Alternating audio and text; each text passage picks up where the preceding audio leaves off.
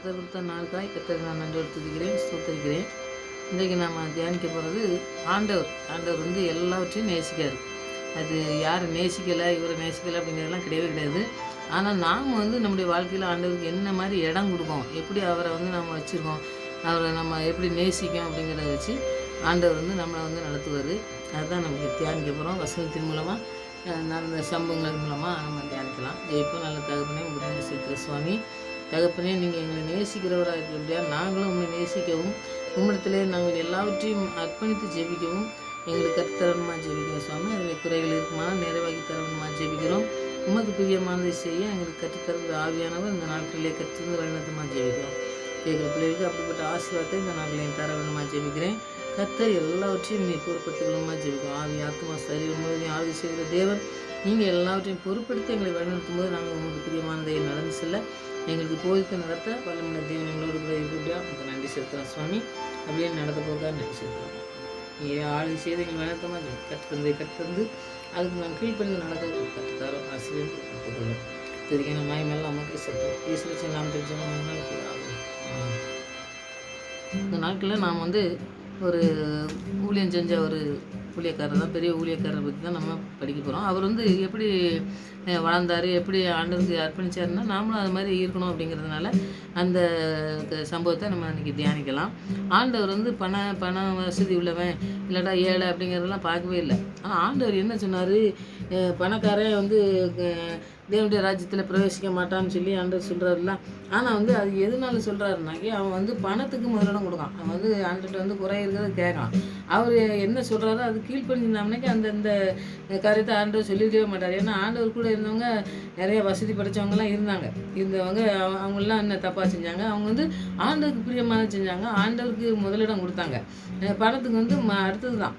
பணம் இல்லாமல் இருக்க முடியாததுனால அதனால் பணத்துக்கு முதலிடம் கொடுக்குறவன ஆண்டவர் சொன்னாரே ஒழிய ஆண்டவர் வந்து ஏழை பணக்காரங்கிறது சொல்லவே செய்யலை. அதனால் நம்ம வந்து எப்படி விருந்து படைக்கணும், எப்படி நம்ம இருக்கணும் அப்படிங்கிறதையும் ஆண்டவர் சொல்லியிருக்காரு. அதன்படி தான் இந்த ஊழியக்காரர் செஞ்சதை நம்ம பார்க்கலாம். அவர் வந்து நிறைய பெரிய குடும்பத்தில் பிறந்தவர், நல்லா செழிப்பு, நல்லா செழிப்போட நல்ல குடும்பமாக இருந்த ஒரு குடும்பத்தில் பிறந்தவர், வளர்ந்தவர். அவர் வந்து திருவாளர் ஜான் நெல்சன் அப்படிங்கிற ஒரு மனுஷன் தான் ஊழியக்காரர். அவர் வந்து செல்வந்தரோடு தான் நிறைய பழகணும். அவங்க வீட்டில் எல்லாம் சொல்கிறது, இப்போ பணக்காரங்கள்லாம் நிறைய வசதி இருக்குன்னு வைங்க, அவங்க போய் நீ அங்கே போய் அந்த ரோட்டில் இருக்கவங்க கூட பழகு அப்படின்னு சொல்லி கொடுப்பாங்களா? கொடுக்க மாட்டாங்க. அவங்க உனக்கு எவ்வளோ டீசெண்டாக இருக்காங்களோ அவங்க கூட நீ பழகணும், நீ போய் அங்கங்கே கண்ட மாதிரி பழகக்கூடாது அப்படின்னு சொல்லி வளர்க்குறதுல தவறுன்னு சொல்ல முடியாது. ஏன்னா பிள்ளைங்க வந்து நிறைய பணம் இருக்கும்போது நிறையா கெட்ட பழக்க வழக்கங்கள் போயிடுவாங்கங்கிறதுனால உனக்கு எப்படி பையங்க நல்ல பிள்ளைங்கள் இருப்பாங்களோ அவங்க கூட நீங்கள் பழகுங்க அப்படின்னு சொல்லி சொல்கிறது தப்பு கிடையாது. அந்த மாதிரி தான் இவங்க சொல்லி வளர்த்துருக்காங்க. நிறைய பணம் இருக்கவங்க கூட நல்லா வசதி படைத்தவங்க கூட மக்களோட தான் நீ வந்து ஐக்கியம் வச்சுக்கணும், அவங்க கூட நீ வந்து போகணும் வரணும் எல்லாம் செய்யணும். அப்படிங்கும்போது அவர் ஊழியம் நிறையா பண்ணதுக்கு வெளியெல்லாம் போயிருக்காரு.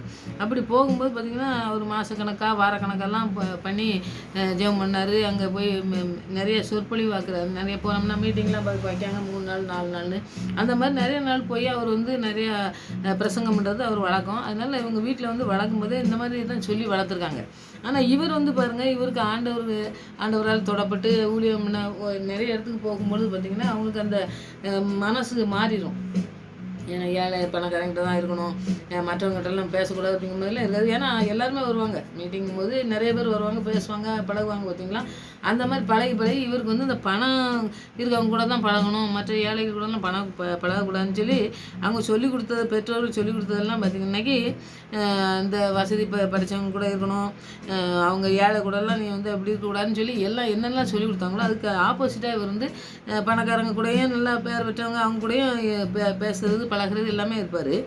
ஏழைகள்கிட்ட ஒரு அன்பு, தனியான ஒரு அன்பு பாராட்டினார். மற்றவர் வந்து யாராவது சொல்லுவாங்க, இந்த மாதிரி ஏழை கூட போகிறான் அப்படின்னு சொல்லி சொல்லுவாங்கங்கிற ஒரு இதெல்லாம் அவர் வந்து ஒரு சொல்லுவாங்கன்னா நமக்கு ஒன்றும் பயம் கிடையாது அது அப்படின்னு சொல்லி ஆண்டவருக்கு பிரியமான வாழும்போது தான் இந்த மாதிரி காரியங்கள் பணம் வசதி படித்தவங்களாக இருந்தாலும் ஏழை கூட நல்லா அன்பாக பழகக்கூடிய காரியங்கள் நம்ம செய்கிறத நம்ம பார்க்கலாம். அந்த மாதிரி தான் இந்த ஊழியக்காரர் இருந்திருக்காருன்னு சொல்லி நம்ம பார்க்கலாம். ஏன்னா அந்த மாதிரி நம்ம வீட்டில் சொல்லி தரும்போது அதுக்கு மீறி வந்து செஞ்சாங்கன்னாக்கி அவங்களுக்குள்ள ஆண்டவருடைய வசனத்தை போதிக்கும் பொழுது அந்த தொடுதல்னால அவங்க அந்த வாழ்க்கையை அப்படி நடத்திருக்காங்க. ஒரு நாள் ஒரு பெரிய மாநகரில் அவருக்கு வேத சொற்பொழிவு, அவர் வேதத்தை பற்றி சொல்லணும், அதில் நடத்துறதுக்கு செய்யப்பட்டிருந்த பல நாட்கள் அங்கே வந்து செய்திகளை அளிக்கணும்னு சொல்லி அவருக்கு வர்றாரு. இங்கே ரயிலுக்கு வரும்போதே ட்ரெயினில் வரும்போதே பார்த்திங்கன்னாக்கி அவர் அந்த ட்ரெயினில் தான் வருவார் அப்படின்னு சொல்லி நம்ம நிறைய மீட்டிங்லாம் வரும்போது பார்த்திங்கன்னாக்கி அவங்கள கூப்பிடுறதுக்குன்னு நிறைய போவாங்க. பார்த்திங்களா, நிறைய சர்ச்சில் முதன்மையில் வேலை இந்த மாதிரி இருக்கவங்க, அதில் ஒரு குறிப்பாக இருக்கிறவங்க தான் போகணும், மற்றவங்க எல்லோரும் போக மாட்டாங்க. அவங்க போய் அங்கே அவங்கள வந்து கூப்பிட்டு வரணும். பார்த்திங்களா, அந்த மாதிரி போகிறதுக்கு நிறைய வரவேற்கிறதுக்கு போகிறாங்க. இவர் பண வசதி படைச்சவர். இவர் வரும்பொழுதே பார்த்திங்கன்னாக்கி நிறைய பேர் அவருக்கு தெரிஞ்சவங்களும் இருக்காங்க, பண வசதி படைத்தவங்க. அப்போ அவங்கெல்லாம் போய் என்ன பண்ணுறாங்க, நம்ம ட்ரெயினில் இவர் இந்த ட்ரெயினில் தான் வர்றாரு, நம்ம இந்த ட்ரெயினில் இருந்து காத்திருந்து நம்ம கூப்பிட்டு வருவோம்னு சொல்லி நிறைய பேர் அந்த பணம் படைத்தவங்க நிறைய அந்த சர்ச்சில் இருப்பாங்க. பார்த்திங்களா, நம்ம மீட்டிங் கூப்பிட்டு போகிறதுக்கு அவங்க எல்லோரும் வந்து அவங்க வந்து கூப்பிடுவாங்க. கூப்பிட வரும்போது பார்த்திங்கன்னாக்கி நம்ம இவர் வந்து பெரிய வசதி படைத்தவர், நல்ல பிரசங்கம் பண்ணுறவர், மணிக்கணக்காக பிரசங்கம் பண்ணுற ஆள். அதனால் இவர் நம்ம வீட்டுக்கு வந்தாருன்னு வைங்க, அவர் வந்து புகழ்பெற்ற ஒரு பிரசங்கர் இவருன்னு சொல்லி பேரம் பெற்றுருக்காரு. அதனால் நம்ம வீட்டுக்கு கூப்பிட்டு போனோம்னாக்கி நம்ம வீட்டில் தங்கினாருன்னு வைங்க, நமக்கு எவ்வளோ பெருமை அப்படின்னு சொல்லி என்ன செய்கிறாங்கன்னாக்கி, இவர் வந்து இவருடைய சொற்பொழிவை பார்த்து நம்ம வந்து மனம் திரும்பலாம், இல்லாட்டா இவருடைய பிரசங்கம் நல்லாயிருக்கும் அப்படின்னு சொல்லி அப்படி சொல்லிவிட்டு அவங்க வசதி படைத்தவங்க கூப்பிட்டுருந்தாங்கன்னா பரவாயில்ல. இவங்க வந்து இவர் தங்குறதே வந்து பார்த்திங்கன்னாக்கி நமக்கு ஒரு பெரும் பேர் தானே, நமக்கு ஒரு புகழ் தானே அப்படின்னு சொல்லி இவங்க சொல்கிறது வந்து அவர் கேட்டுக்கிட்டாரு. ஏன்னா வந்து பார்த்திங்கன்னாக்கி கூப்பிட போகிறவங்க எல்லாருமே வந்து பார்த்திங்கன்னாக்கி அந்த மாதிரி ஒரு எண்ணத்தோடு தான் போவாங்க. அதை வந்து இவர் ரயில்லேருந்து இறங்கினோடனே அந்த டார்பிங் வந்து பார்த்தாரு. பார்த்த உடனே பார்த்தா பெரிய கூட்டம் வந்து நிற்கிது. கூட்டத்தில் யாருமே வந்து ஒரு வசதி இல்லாமல் ஒரு அந்த மாதிரி யாருமே வரல. எல்லாருமே நல்லா அவருக்கு வந்து புரிஞ்சுக்கும்ல. ஏன்னா வந்து பார்த்திங்கன்னாக்கி ஏழை கூடயும் பணக்காரன் கூடயும் இருந்து அப்படியே பழகுனவர்னால இவங்க எல்லாருமே என்ன செஞ்சுருக்காங்க, இங்கேருந்து தான் வந்திருக்காங்க, இவங்க வசதி படைத்தவங்கன்னு தெரிஞ்சவுடனே அவர் இறங்கினோடனே அந்த கூட்டத்தோடு பார்த்துட்டு அந்த ஒரு அவருக்கு அவர் நிலைமையை புரிஞ்சுக்கிட்டோன்னே உடனே வந்து அந்த மீட்டிங்லாம் வைக்கணுன்னாக்கி அதுக்கு ஒரு குழு மாதிரி இருப்பாங்க.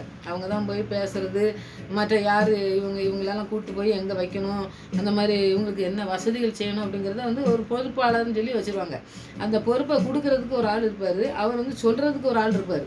அப்போ வந்து அவரை வந்து கூப்பிட்டு அவர் கேட்காரு, ஏம்மா தலைமை, நீங்கள் வந்து இந்த இதெல்லாம் நீங்கள் தலைவராக இருக்கீங்களே, இந்த மாதிரி இங்கே வந்து பிரசங்கம் பண்ணுறதுக்கு வராங்கன்னு இங்கே பொதுவாக வராங்கன்னாக்கி அவங்கள கவனிக்கிறதுக்கு ஒரு ஆளை வச்சுருப்பீங்களா, அது யார் அப்படின்னு சொல்லி அவர் வந்து கேட்டிருக்காரு. ஏன்னா கவனிக்கிறதுக்கு ஒரு ஆள் நீங்கள் வைக்காமல் இருக்க மாட்டீங்க, நீங்கள் பார்க்க மாட்டீங்க, வீட்டு கூப்பிடுறீங்க, ஆனால் கவனிக்கிறதுக்குன்னு ஒரு ஆள் இருப்பார்ல, அவர் எங்கே அப்படின்னு சொல்லி கேட்டிருக்காரு.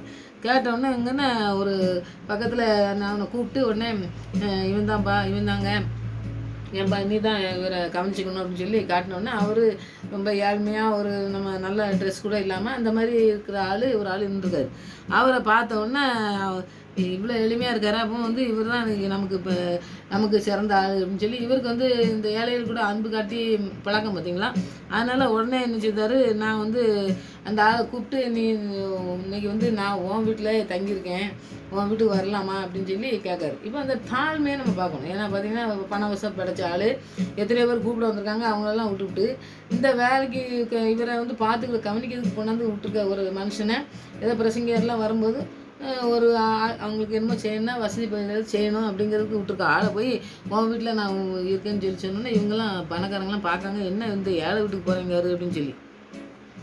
அந்த ஏழைக்கு உடனே எப்படி இருக்குன்னு யோசனை பண்ணி பார்க்கணும். நாம் அந்த நிலையில் இருந்தோம்னாக்கி எப்படி இருக்கும். எல்லோரும் அவங்க தேடி வந்தவங்கலாம் அங்கே இருக்கும்போது இவர் இந்த ஏழை வீட்டுக்கு போகிறேன்னு சொன்னோன்னா அவர் உடனே சூட்கேஸ் அதெல்லாம் வாங்கணுன்னு அதெல்லாம் வாங்கி கொண்டாங்க, நான் கொண்டு போகிறேன்னு சொல்லிட்டு பெட்டியெல்லாம் சேர்த்துட சந்தோஷத்தில் வாங்கிட்டு வீட்டுக்கு கூப்பிட்டு போய் அவன் வந்து சந்தோஷப்பட்டிருப்பான். எவ்வளோ சந்தோஷப்பட்டிருப்பான்னு பாருங்கள். அப்போ ஏழை வீட்டுக்கு போகணுன்னாக்கி இவருக்கும் மனசு வேணும், அவனும் கூப்பிட்டு போகிறதுக்கு ஐயோ நமக்கு என்ன வசதியும் இல்லையா அங்கே வராறேன்னு சொல்லி அவன் கவலைப்படவும் இல்லை. அப்போ இது ரெண்டுமே பாருங்கள் ஒரு ஒருமைப்பாடோடு இருக்குது. அந்த மாதிரி வாழ்க்கை வந்து பார்த்திங்கன்னாக்கி பிரசங்கம் பண்ணுறோம், நம்ம பெரிய ஊழியம் பண்ணுறோம்னு சொல்லி அதுக்காண்டி ஒரு பெருமையோடு நம்ம இருக்கணும்னு அவசியம் கிடையாது. நமக்கு கீழே இந்த மாதிரி ஏழைகள் இருந்தாங்கன்னாக்கி அவங்க வீட்டுக்கும் நம்ம போகிறதுனால தப்பே கிடையாது. நிறைய பேர் அதெல்லாம் செய்கிறதே கிடையாது. நிறையா வசதி அந்த மாதிரி இருந்தால் தான் போவாங்க. சில ஊழியக்காரங்கள்லாம் பார்த்திங்கன்னாக்கி எனக்கு கார் இருந்தால் தான் வருவேன்னு சொல்லுவாங்க. சிலர் பார்த்தா நடந்தே போவாங்க. ஒரு மிஷினரி தெரியும், சைக்கிளே போகும்பார். அவர் இன்றைக்கி நல்லா ஆண்டவர் பயன்படுத்துறது உங்களுக்குலாம் நிறைய தெரிஞ்சுக்கலாம். ஆனால் அவர் வந்து ஏழ்மையாக இருக்கணும்னு விரும்புகிறார். அப்போ ஏழ்மையாக இருக்கணும்னு விரும்புகிறது வந்து ஆண்டவருக்கே ரொம்ப பெருமை. அவரே ஏழ்மையாக தான் வாழ்ந்தார். அவர் ரொம்ப ஒன்றும் எல்லாம் பணக்காரங்க கூடலாம் இருந்தார். ஆனால் பண வசதி உள்ளவங்க ஒருத்தருக்கு ஆண்டவர்கிட்ட வந்து ராஜ்யத்தை பற்றி கேட்கும்போது ஆண்டவர் சொல்லுவார். அந்த காரியத்தை நிறைய பேர் படிச்சுட்டு ஐயோ ஆண்டவருக்கும் பெரிய பணக்காரனுக்கும் ஆகாதுமாங்க. அப்படி கிடையாது. அவன் வந்து ஐஸ்வர்யத்தை வந்து அந்த பணத்தை தான் முதலிடம் அவன் கொடுக்கான். அந்த பணத்தை பூரா விற்றுட்டு வான்னு சொன்னோம்னா ஆண்டவர் சொன்னது கேட்டிருந்தா ஒன்றும் சொல்லியிருக்கவே மாட்டார். அவன் அந்த மாதிரி சொல்லாமல் அந்த பணத்துக்கு முக்கியத்துவம் கொடுக்குறத சொல்கிறாரு முக்கியமாக. அப்போ ஏழைங்கிறது வந்து பாருங்கள், அவன் வந்து எப்படி இருக்கான், உடனே வந்து அவன் வந்து அது அறிமுகமே இல்லாமல் இருக்கான். இந்த இடத்துல அறிமுகமே இல்லை, அவருக்கு யாருனே தெரியவும் செய்யாது. அந்த மாதிரி இருக்கவனுக்கு அந்த பெரிய பெரிய ஸ்லாக்கியத்தை வந்து அந்த மனுஷன் வந்து பெரிய வசதி படைச்ச பெரிய பிரசங்கியார். அவர் ஏழை வீட்டில் வந்து தங்குறதுக்கு ஒரு ஸ்லாக்கியத்தை பெற்றுக்கொண்டான்னா அவனுக்கு எவ்வளோ ஒரு சந்தோஷமாக இருந்திருக்குன்னு பாருங்கள். அப்போது ஆண்டவரும் நம்மளை வந்து அப்படி தான் அழைக்காரு. நமக்கு வந்து அவர் கூப்பிட்ட உடனே பார்த்திங்கன்னாக்கி நம்ம வந்து ஆண்டவரை நம்ம கூப்பிட்டு போய் நம்ம ஆண்டவர் நமக்கு குறைகள் இருக்கலாம். ஆனால் ஆண்டவர் வந்து கூப்பிடும்போது நாம் வந்து அவருக்கு அர்ப்பணித்து நாம் அவர் கூட போகிறதுக்கு அவர் நம்ம கூட இருக்கேன்னு சொல்கிறாரே, நம்ம சந்தோஷப்படுறது நம்ம அவரை அழைக்காமா, அவரோடு கூட இருக்கணும்னு நம்ம விரும்புகிறோமா, வசனத்தோடு நம்மளோட பேசி நம்மளெல்லாம் நடத்துவார்லாம். அந்த மாதிரி நடக்கிறதுக்கு நம்ம அர்ப்பணித்தோம்னாக்கி இந்த கதையில் அந்த வசனத்துலலாம் வருது பார்த்திங்களா. அந்த மாதிரி சம்பவத்தில் வரும்பொழுது அந்த மனுஷன் வந்து எப்படி அந்த பிரசங்கியாரை கூப்பிட்டு போய் அவர் வீட்டில் வந்து என்ன வசதி இல்லாத போல் செஞ்சுருப்பான் பாருங்கள். அந்த மாதிரி தான் நம்ம ஆண்டவர் நம்முடைய வசதி இல்லையே, நம்ம ஆண்டவர் நம்ம வீட்டுக்கு வரமாட்டாருன்னு நம்ம நினச்சி ஒன்றும் அழ வேண்டிய அவசியமே கிடையாது. நம்மளோட கூட ஆண்டவர் வர்றதுக்கு நம்ம விரும்புகிற ஆண்டவர். அந்த மாதிரி தான் இந்த மாதிரி செஞ்சுருக்காரு பாருங்கள். பெரிய ஊழியக்காரன் மூலமாக நம்ம இந்த சம்பவத்தை நம்ம தியானித்தோம். ஆனால் ஆண்டவரும் அப்படி தான் செஞ்சார். ஆண்டவர் வந்து பாருங்கள், பணத்துக்கு முதலிடம் கொடுத்தவனை தான் சொல்கிறாரு மதிகேடனேன்னு சொல்கிறாரு. ஆனால் ஏழையாக இருந்துட்டு என் பாவி என் மேலே கிருபையாக இருவாண்டவரேன்னு சொன்னோம்னா கிருபையை ஊற்றி அவன் தான் வந்து ரட்சிப்பை பெற்றுக்கொண்டு போகிறான். அப்போது ஆண்டவர் வந்து நம்ம வந்து உண்மையாக என்னென்னா ஏழை பணக்காரங்கிறத வந்து நம்ம அதை எடுக்கவே கூடாது. ஆண்டவர் அதை பார்க்கவே செய்யலை. ஆண்டவர் நம்முடைய இருதயத்தை பார்க்காரு, அவருக்கு எவ்வளோ அர்ப்பணிக்கணும்னு பார்க்காரு.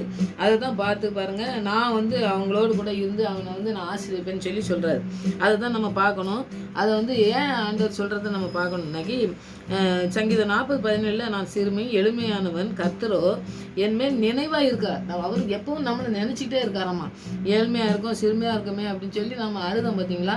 அந்த மாதிரி அழ வேண்டிய அவசியமே இல்லை. அவர் நம்மளை மேல் நினைவாக இருக்கார், நம்ம மேலே அன்பாக இருக்கார் அப்படிங்கிறத நம்ம தியானிக்கணும். இப்போ அந்த தம்பி வந்து எதிர்பார்த்துருக்கவே மாட்டான், ஏதோ நம்ம உதவி செய்கிறதுக்கு வந்திருக்கோம்னு சொல்லி தான் இருந்திருப்பான். ஆனால் அவனுக்கே வந்து பாருங்கள், உன் வீட்டிலே இருக்கேன் தங்கிக்கிறேன்னு சொல்லி சகையெல்லாம் அப்படி தான் சொல்லுவார். அவன் வந்து எல்லாத்தையும் கொடுக்கன்னு சொன்னோன்னா ஆண்டவர் உன் வீட்டில் தங்குறதுக்கு இன்றைக்கி வரேன்னு சொல்லுவார். அப்போது நம்முடைய வாழ்க்கையில் என்ன இருக்கணும்னாக்கி மனம் திரும்புதல் இருக்கணும் முதலாவது. அடுத்தது வந்து ஆண்டவருக்கு முதலிடம் கொடுக்குற ஒரு அன்பு காட்டக்கூடிய ஒரு வாழ்க்கையை வந்து நமக்கு அமையணும். அது வந்து ஆண்டவர் தான் நமக்கு அமைச்சு தர முடியும். அதுதான் அவர் தான் சொல்லி தர முடியும். அதை நம்ம செய்யும் பொழுது அந்த ஆசீர்வாதத்தை நம்மளை பெற்றுக்கொள்ள முடியும். லூக்கா 14:13-14 நீங்கள் பார்த்தீங்கன்னா ஆண்டவர் சொல்கிற வசனத்தை நம்ம படிக்கும்பொழுது, நீ விருந்து பண்ணும்பொழுது ஏழைகளையும் ஊனரையும் சப்பானியும் குருடரையும் அழைப்பாக, அப்பொழுது நீ பாக்கியவான் அப்படின்னு சொல்கிறார். ஏன்னா அவங்கெல்லாம் வந்து நமக்கு திருப்பி தரவே மாட்டாங்க. இப்போ நம்ம ஒரு கல்யாணத்துக்கு போனோம்னாக்கி பாருங்கள், அதில் வந்து ஒரு 500 ரூபா வச்சோம்னாக்கி திருப்பி நம்ம பிள்ளைங்களுக்கு 500 ரூபா தந்துடுவாங்க அப்படிங்கிறதாண்டி போகிறவங்க நிறைய பேர் இருப்பாங்க பார்த்தீங்களா. அதெல்லாம் திருப்பி தரக்கூடியது.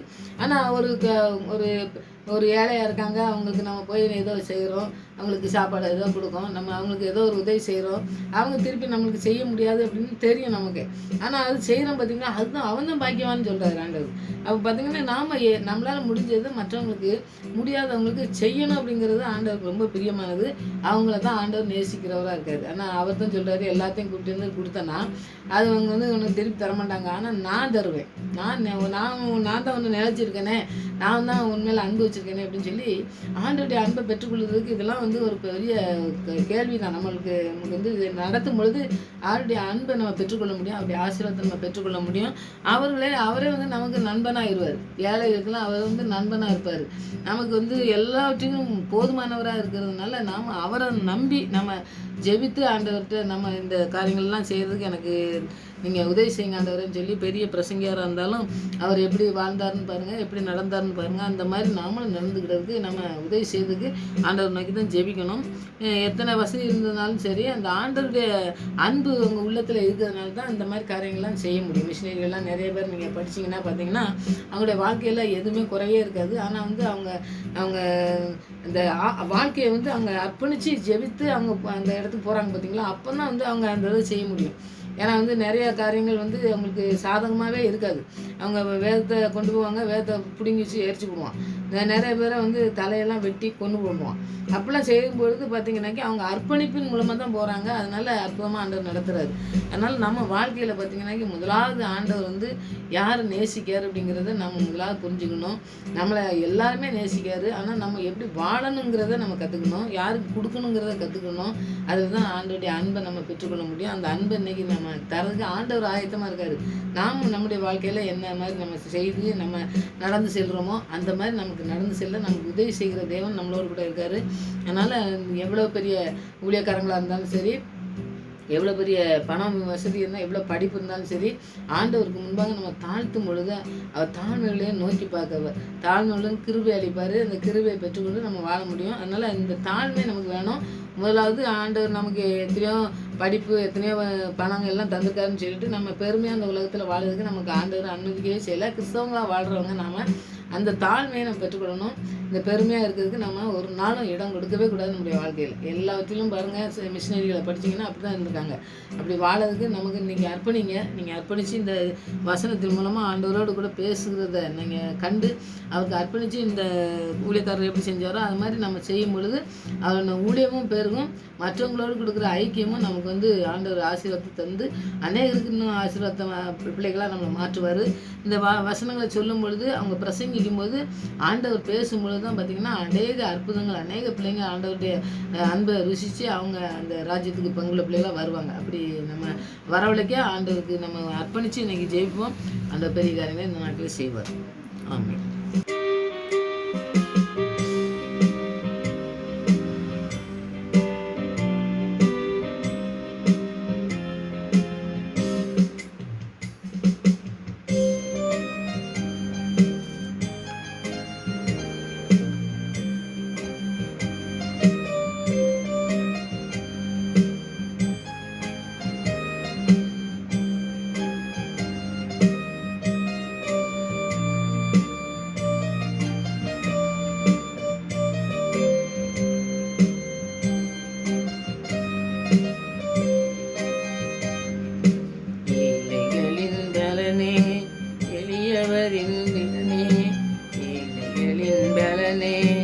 எளியவரின் திடனே, புயல் காற்றிலே என் புகலிடமே, புயல் காற்றிலே என் புகலிடமே, கடுமையிலே குளிர்நிலமே, கடுமையிலே குளிர்நிலமே.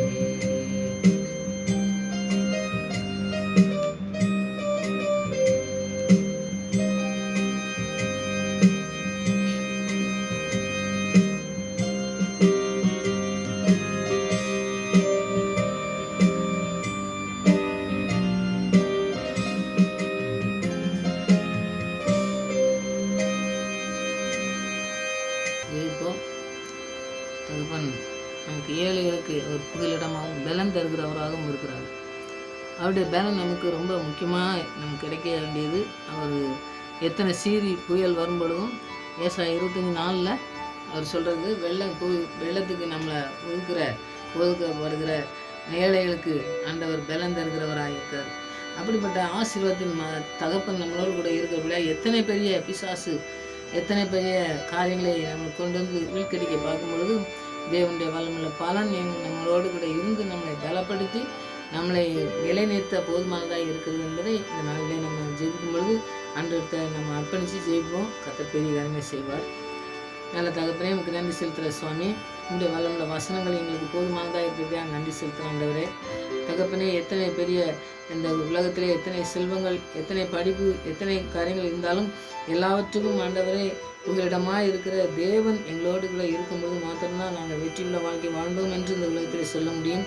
அப்படிப்பட்ட வாழ்க்கை வாழ்ந்த இந்த ஊழியக்காரரை போல நாங்களும் வாழ கற்றுத்தரமாக ஜெபிக்கிற சுவாமி. ஆண்டவரே, நீங்கள் பணக்காரரை வெறுப்பவர் அல்ல. பணத்துக்கு முதலிடம் கொடுக்கும் பொழுது அவங்களை வெறுக்கிறீர் தகப்பனே. உங்களை மாத்திரம் முதலிடத்தில் வைக்கிற ஒவ்வொருவரையும் நீங்கள் ஆசீர்வதிக்கிற தேவனாக இருக்கிறீர். குறிப்பாக ஏழைகளுக்கு நீங்கள் பலனாகவும் அவருக்கு எங்கள் எப்பொழுதும் அவர்களோடு கூட இருக்கிற நண்பனாய் அவங்களோடு கூட இருந்து வழிநடத்துகிறவராக இருக்கீங்க. நன்றி செலுத்துவோம். எங்களுக்கு பலன் இல்லாத பொழுது எங்களுக்கு பலந்ததே எனக்கு நன்றி செலுத்துகிற சுவாமி. இந்த நாட்களிலே அப்படிப்பட்ட ஆசீர்வாதத்தை நீங்கள் கேட்குற பிள்ளைகள் தரமாக ஜெபிக்கிற சுவாமி. நாங்கள் எப்பொழுதும் முதலிடத்திலே உண்மை இந்த வசனத்தை நாங்கள் வைத்து ஜெபித்து தகப்பனே, நீங்கள் என்ன நோக்கத்தோடு எங்களை அழைத்தீங்களோ அந்த அழைப்பை நாங்கள் புரிந்து கொண்டு ஓட எங்களுக்கு நீங்கள் கற்றுத்தரமாக ஜெபிக்கிறோம். ஆவியானவர் எங்களுக்கு கற்றுத்தந்து வழிநடத்துவதை நாங்கள் உணர்ந்து கொள்ள கிருபை செய்யுங்க. ஒவ்வொரு நாளும் எங்களுடைய வாழ்க்கையிலே எல்லா காரியங்களிலும் நீங்கள் எங்களிடத்துல இருந்து எங்களுக்கு ஆலோசனை தந்து எங்களை கண்ணை வைத்து ஆலோசனை சொல்வேன்னு சொன்ன தேவன் எங்களுக்கு ஆலோசனை கத்தராக இருந்து எங்களை வழிநடத்தமாக ஜெபிக்கும். போதித்து நடத்துவேன்னு சொன்ன தேவன் போதித்து நடத்த வேணுமா ஜெபிக்கிற சுவாமி. ஆவி ஆத்மா சரீரம் முழுவதையும் ஆளுகை செய்யணுமா ஜெபிக்கிறோம்.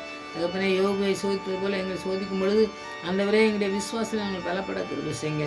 அந்த சோதனையை வென்றானே சுவாமி, 2 மடங்கு ஆசீர்வாதத்தை பெற்றுக்கொண்டது போல நாங்கள் பெற்றுக்கொள்ள கிருபை செய்யுங்க.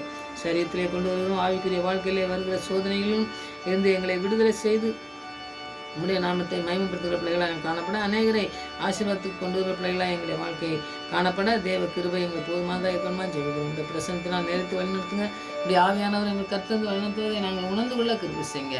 நாட்களை அப்படியே நடத்த போகிறக்காக நன்றி செலுத்துகிறோம். இந்த ஜெபத்துக்கெல்லாம் பயிர் கொடுத்தோம்னா நன்றி செலுத்துகிறேன் சுவாமி. துதிக்கிறேன், ஸ்தோத்தரிக்கிறேன். மறுபடியும் இந்த சமூகத்தில் வரும்போது எங்களை காத்து வழிநடத்தமாக ஜெபிக்கிறேன். துதிக்கிறேன், மகிமை இல்லாமல் செலுத்துகிறேன். ஏசு ரட்சகர் நாமத்தில் ஜெபங்கள் நல்ல பிதாவே, ஆமென்.